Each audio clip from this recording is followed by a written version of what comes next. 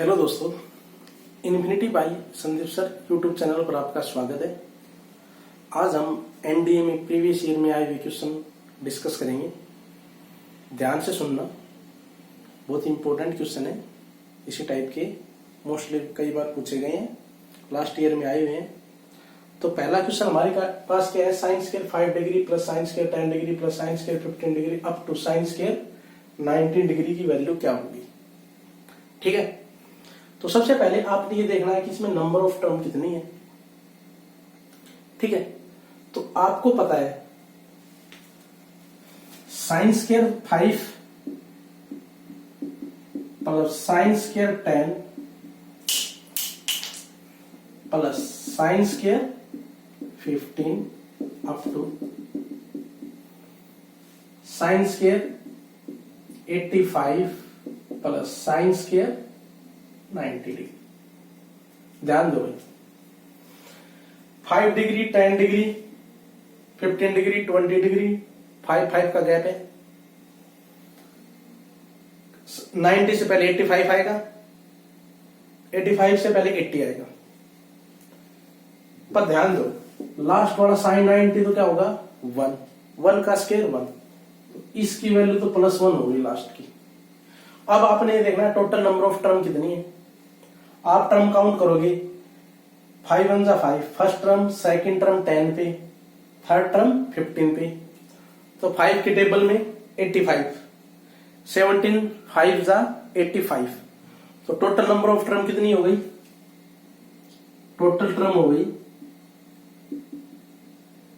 85 तक हो गई 17, क्योंकि हमने 19 की तो वैल्यू पुट कर दी। ठीक है, इसकी 1 होती है, इसलिए हमने टोटल टर्म क्या 85 तक कितनी होगी, 17 5 जा 85 होता है, तो 17 टर्म।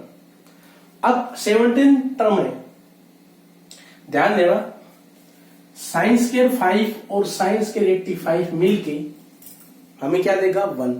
कैसे, साइन स्क्वायर 5 साइन स्क्वायर 85 को आप ऐसे लिखोगे, साइन स्क्वायर 90 माइनस में 5 degree, sine 90 minus theta cos theta, यानी कोस स्क्वायर 5 डिग्री।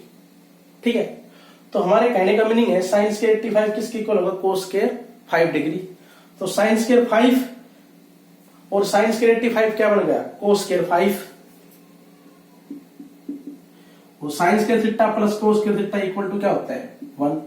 तो जब ये दो टर्म मिलके हमें क्या दे रहा है 1, ऐसे ही 10 और 80 मिलके क्या देगा हमें 1, ऐसे ही 15 और 75 मिलके क्या देगा हमें 1। तो आपको पता है दो टर्म से एक पेयर बन रहा है और दो टर्म से हमें क्या वैल्यू मिल रही है, 1 वैल्यू मिल रही है। पर इसके बाद कहीं ना कहीं 45 भी होगा इसी के बीच में, पर 45 क्या रहेगा, इकल्ला रहेगा, क्योंकि 45 दूसरा 45 तो मिलेगा नहीं। और साइन 45 क्या होता है 1/√2 और उसका स्क्वायर क्या होता है 1/2। तो इसलिए जो हमारे 17 टर्म है, इनमें 16 टर्म के तो 8 पेयर बन जाएंगे, और 8 पेयर, हर एक पेयर हमें 1 वैल्यू देगा। तो 16 से 8 पेयर बनेंगे, और हर एक पेयर जब 1 वैल्यू देगा तो 8 पेयर क्या देंगे 8 वैल्यू, और साइन 45 डिग्री इकल्ला रह जाएगा, इसलिए उसकी वैल्यू 1/√2 स्क्वायर है, तो 1/2 होगी। यानी ये 17 टर्म हमें वैल्यू देगी, और प्लस साइन 90 क्या था 1, तो 9 1/2, क्योंकि साइन 45 इकल्ला रहेगा, वो किसी के साथ भी पेयर नहीं बनाएगा, इसलिए उसकी वैल्यू अलग रखेंगे। 16 पेयर बनेंगे, साइन 45 क्या रहेगा इकल्ला रहेगा, 1/√2 पर स्क्वायर है तो क्या हो जाएगा 1/2, इसलिए इसकी वैल्यू है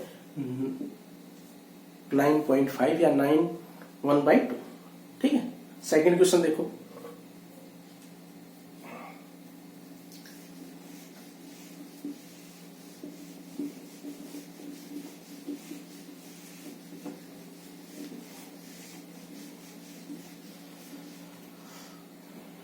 सेकंड क्वेश्चन हमारे पास, sine square 5 degree, sine square 6 degree, sine square 7 degree, last में sine square 85 degree. A option B option, C option, D option,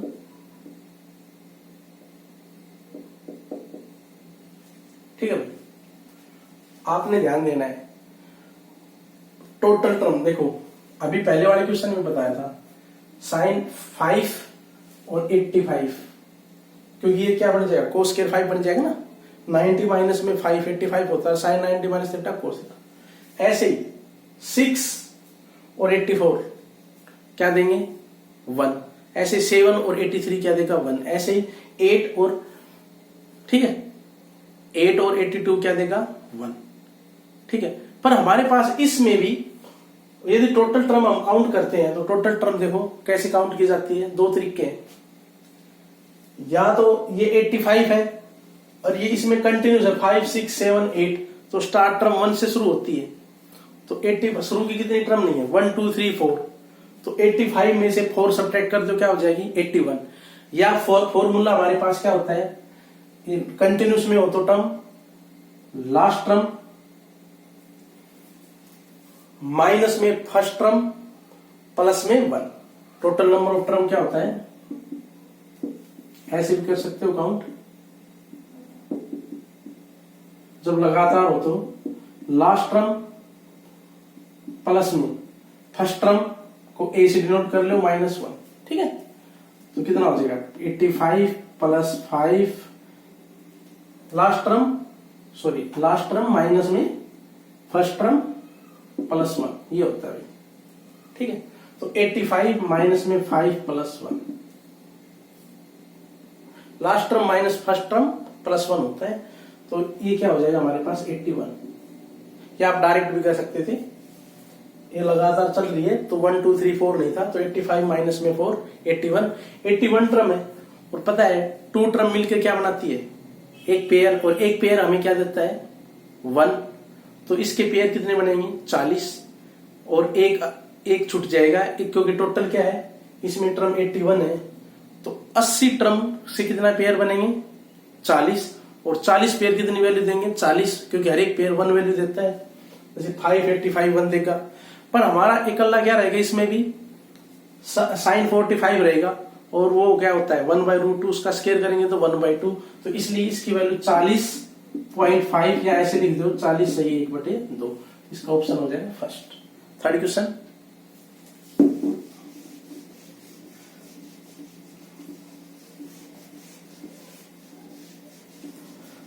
हमारे पास कोस स्क्वायर 3 डिग्री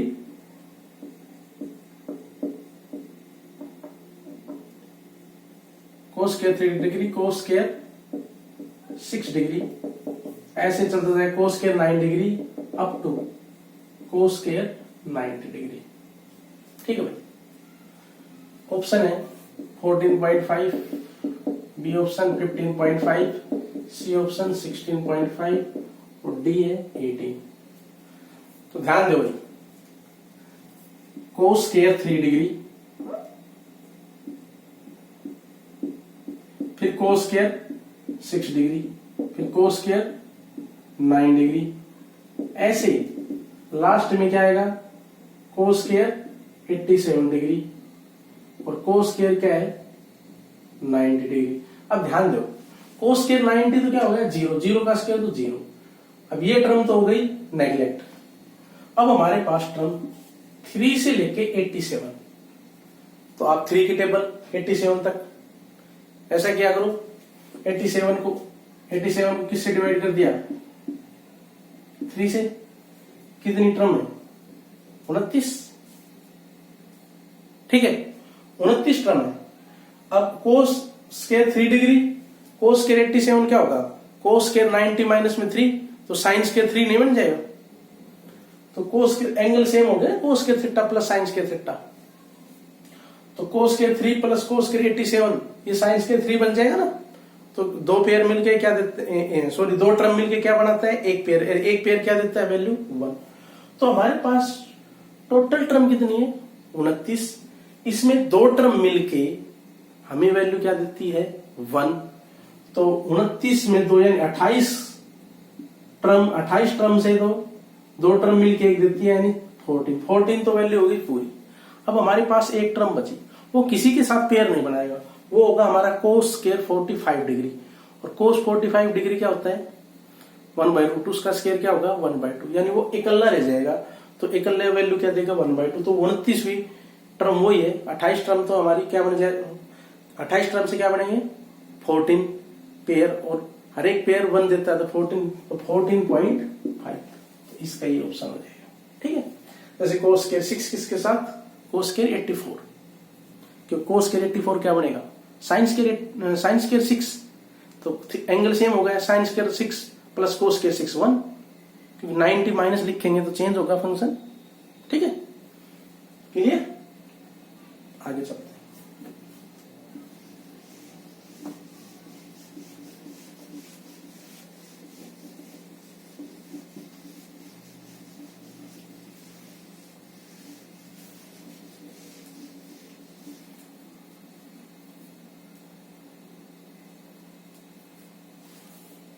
देखो एनडीए में आगे भी बहुत इंपॉर्टेंट क्वेश्चन आए हुए हैं भाई, उनको भी देख लो। अभी 2-3 क्वेश्चन आए हुए हैं एनडीए 2011 में, 2009 में भी आए हुए हैं। तो क्वेश्चन देखो, क्वेश्चन है हमारे पास, if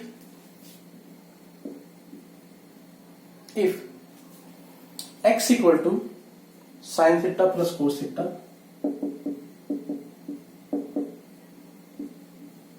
and y equal to sin theta into cos theta, find x square minus में 4x square y माइनस में 2x square, ठीक, minus 2x square plus 4y square plus 4y प्लस 1 इक्वल टू 0। ऑप्शन में दे देंगे आपको 0, B option 1, C option 2, D option -1। तो जब इफ ये होती है कंडीशनल ट्रिग्नोमेट्रिक क्वेश्चन, इफ मानी यदि कंडीशन ये हो तो इसकी वैल्यू क्या होती है। तो आपको ये नहीं है कि x की है तो x स्क्वायर इसका स्क्वायर करके वैल्यू पुट करोगे, y ये है तो इसका स्क्वायर करके वैल्यू फिर सोल्व करोगे, बहुत लेंथी हो गया। इस टाइप के कंडीशनल जब कभी भी ट्रिग्नोमेट्री में क्वेश्चन आते हैं इफ के, उनको हम एंगल मान के थीटा की वैल्यू मान के करते हैं। और ध्यान देना थीटा की वैल्यू हम ऐसी लेते हैं जिससे हमारे जैसे वैल्यू पुट करने के बाद x में और y में कि वो क्या है फाइनाइट, इनफाइनाइट नहीं बने। तो मोस्टली जैसे साइन और कोस के क्वेश्चन में हम थीटा क्या मानते हैं 0 और 90 डिग्री। ठीक है, tan में 90 पे डिफाइन नहीं होता, इसलिए वहां π/4 ले लेते हैं। पर हम स्टैंडर्ड और भी वैल्यू ले सकते हैं, पर उन पे कैलकुलेशन बहुत टफ हो गई। ओनली आप बस थीटा माइंड में रखो, थीटा 0, 90 और π/4। π/4 मोस्टली यूज होता है tan वालों में। ठीक है, क्योंकि साइन 90 क्या होता है, साइन 90 तो 1 होता है, और tan 90 sine 90 by cos 90 1/0 infinity. तो इसलिए हम यहां पुट कर लेना बस थीटा, ध्यान रखना पुट थीटा या तो 0 डिग्री या थीटा क्या पुट कर लेना 90 डिग्री। तो क्वेश्चन बिल्कुल ही 10 सेकंड में हो जाएगा, 5 सेकंड भी नहीं लगाएगा। थीटा 0 पुट करते हो ना तो x की वैल्यू देख ध्यान दो भाई, थीटा 0 साइन 0 0 0 और कोस 0 होता है 1, पता है ना। तो x की वैल्यू क्या आ गई 1। ऐसे थीटा इसमें 0 पुट करना, साइन 0 तो 0, कोस 0 क्या हो गया 1। तो x1 और y1 ये वैल्यू पुट करते हो जो फाइंड है ना उसमें, तो x की जगह 1 और y की जगह 1। ठीक है, सॉरी जब आपने थीटा इसमें पुट किया कोस 0 तो 1, साइन 0 0। ठीक है, थोड़ा ध्यान रखना भाई कैलकुलेशन। ठीक है, कोस 0 तो 1 और साइन 0 0, तो सारी टर्म y की वैल्यू क्या होगी 0। ठीक है, तो x1 y0 आपने किस में पुट करना है फर्स्ट में, तो x1 और y0 पुट करना, 1 का स्क्वायर 1 और ये y0 पुट करेंगे ना तो ये सारी टर्म को 0, या x की जगह 1 पुट करेंगे 1 का स्क्वायर 1 तो माइनस में 2, y की जगह 0 y की जगह 0 प्लस 1, तो 2 माइनस में 2 आंसर क्या आ गया 0। तो बहुत जल्दी हो जाता है, ध्यान रखना। ठीक है, आप पुट कर सकते हो 90 भी 90 से भी क्या देगा, ये आएगा 0 आंसर आएगा। यहां 90 पुट कर लेना, साइन 91 कोस 90 0, साइन 91 कोस 90 0, तो y तो 0 रहेगा और x क्या रहेगा 1 90 पे भी। तो x1 y0 यहां पुट करोगे तब भी वैल्यू क्या आएगी 0, तो ये ऑप्शन हो जाएगा। ओके, सेकंड क्वेश्चन लेते हैं इसी पे।